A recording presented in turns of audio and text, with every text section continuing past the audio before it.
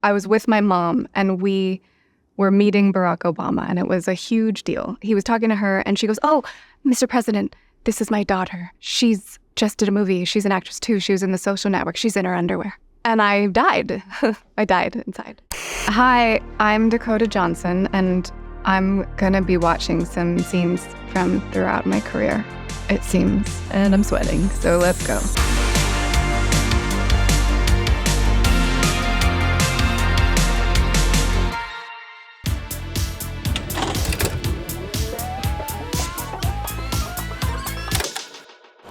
Okay.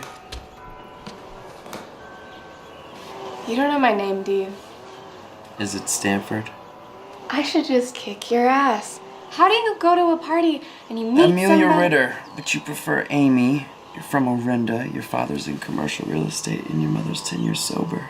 I think that because this was The Social Network and David Fincher, we did this so many times that I'm like, I'm in it. I know all the lines. It's still there. We did it so many times that I feel like I remember this and it's happening now. Maybe I was traumatized.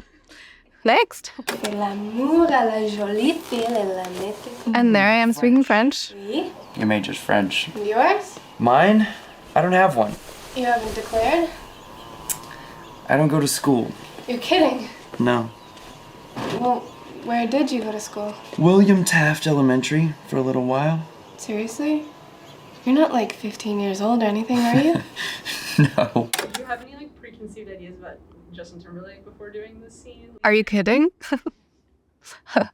I was just like 19 and straddling Justin Timberlake and like whipping him in the face with my hair. 100% had preconceived notions, but he was lovely and kind and really, welcoming for a person that was just a stranger.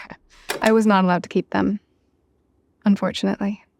They're a good little booty short. One time I was with my mom and we were meeting Barack Obama, and it was a huge deal. He was talking to her and she goes, "Oh, Mr. President, this is my daughter. She's just did a movie. She's an actress too. She was in The Social Network. She's in her underwear." And I died. I died inside.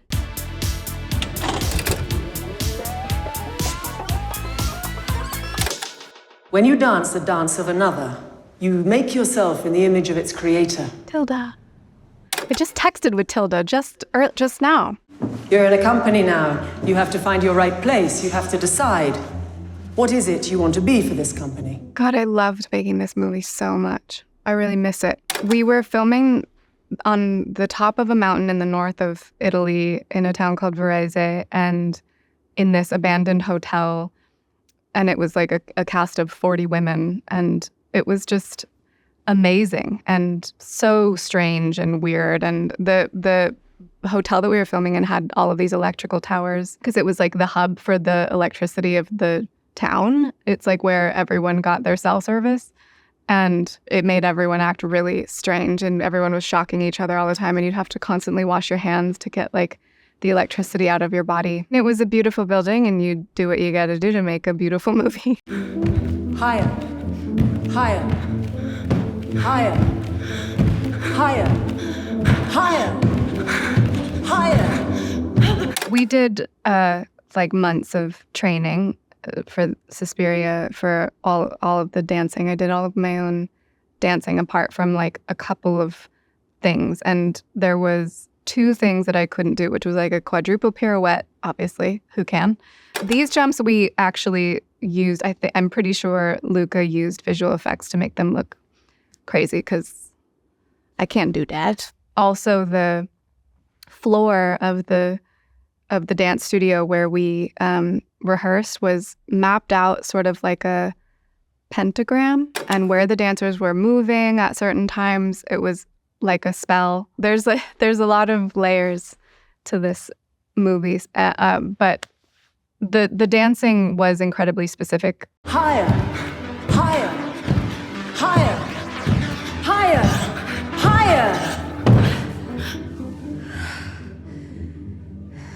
I think we finished the movie right before Christmas. We were in such a world of our own, and it was so weird, and there was like so many weird objects on set, and they started having really crazy nightmares. Not nightmares, but just scary dreams that I was accepting because it's kind of a scary movie. So when I got home, I had to do a lot of like, I mean, it sounds really woo-woo, but I had to do a lot of like cleansing and saging and kind of like releasing any energies that had sort of latched on to me. I'm that person.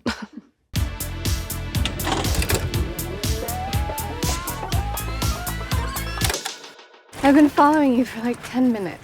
Yeah, you said, is everything okay? Oh, I love her so much. Your number came up on my phone yesterday. You called me? I did.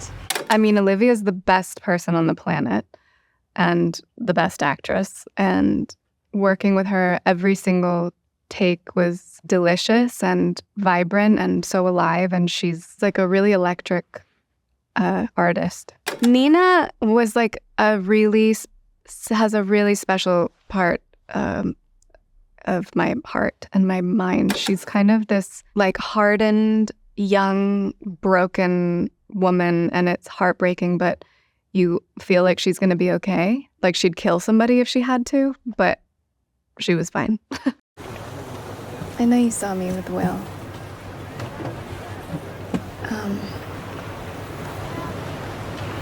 I don't want you to think badly of me. I don't think badly of anyone. Yeah. Yeah, I knew that. As soon as I saw you, I was like, I want to be like that lady. This was an interesting dynamic, just trying to figure out how these two women could see themselves in each other. This, like, the struggle of being a mother and being an individual and being a woman and having dreams and having a life of your own and then feeling like it's being sucked out of you, and still trying to maintain a glimmer of composure and grace and also, you know, immense love for your own child. So, you know, it's kind of a dynamic between two mothers with incredibly complex relationships with being mothers. Shit. It won't stay on. Oh, hey. Can I? My grandma used to use hat pins. It won't fall off now. I have taken things from all directors that I've worked with and not taken things and learned what I like and what I don't like. But Maggie made me feel, in terms of directing my own stuff, like it's okay to want to do that. Because maybe there's a part of me that's like, well, I can't do that because I'm an actress, but I can, and I would love to. Her bravery and her sort of just like, fuck it, I'm gonna make this exactly what it is in my mind, and the confidence in that is so inspiring.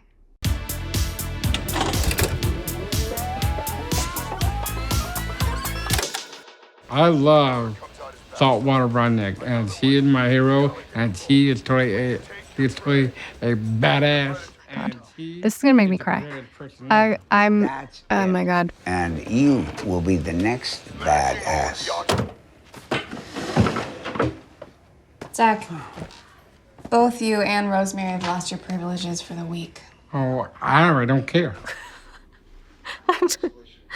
I want to talk to him right now. I'm going to call him right when I leave here. I fell so madly in love with him and everyone on this set. I don't even remember seeing this movie. I think I saw it maybe once. But Zach totally changed my life, and I love him so much. We FaceTime all the time. I see him. If he comes to LA, we see him. We're trying to develop a show for him because I just think he's a star, and he is obsessed with acting. He loves it more than anything. And Bruce Dern is Bruce Dern. That's Bruce Dern. He was telling me how to do the scene, which I was like, I'm good, thanks. But but it was a trip. Is this what you gave to Rosemary to convince her to pretend to be choking? Yes, it is. It's really creative. Thank you. Not just creative, it's genius. You know why? That's an advertisement for what he wants to do with the rest of his life. I'm like, let's watch this. Let's all just come on and let's watch this movie. I was in a place in my life where I was resistant to working at all at that time, and it kind of saved me. I was in like a weird place, and I didn't know what I wanted to do, and this group of dudes like Zach and Shia and Mike and Tyler, the directors, they were like, just come with us. Just come to Savannah. And I was like, fuck it. And I did. And Zach and Shia and I spent like every moment of every day together and had the best time. And it just like exploded my heart. I've found sometimes when I'm resistant to doing something is when I should probably do it, especially when it comes to a job.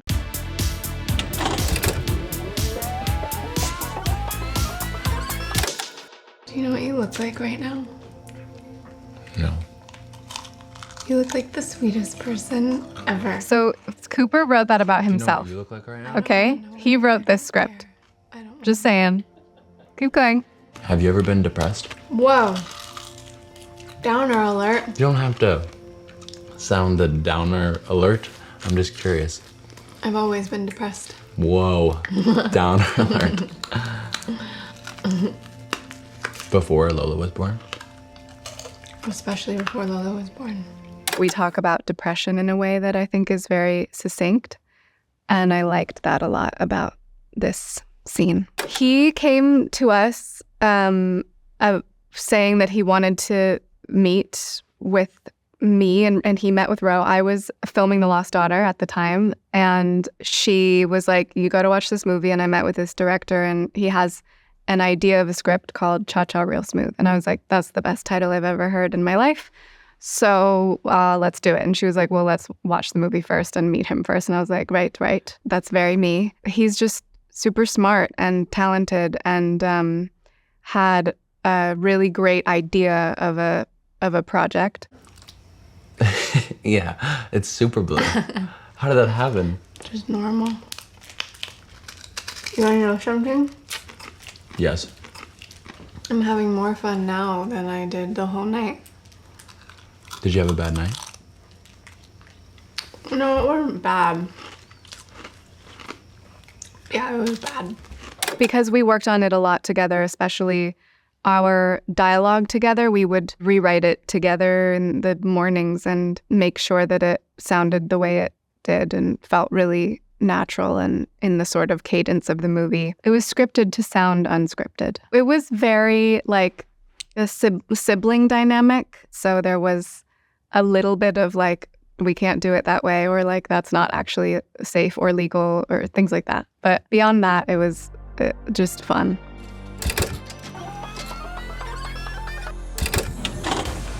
How does this feel rewatching your stuff? Is this something you typically do? Oh my God, no. I want to die right now. I want to disappear. But I do want to take these though, because they look cool and make me feel cool. Well, I would also take these. These are great. So I'm just gonna take these and go. Turn it off, get it out of here.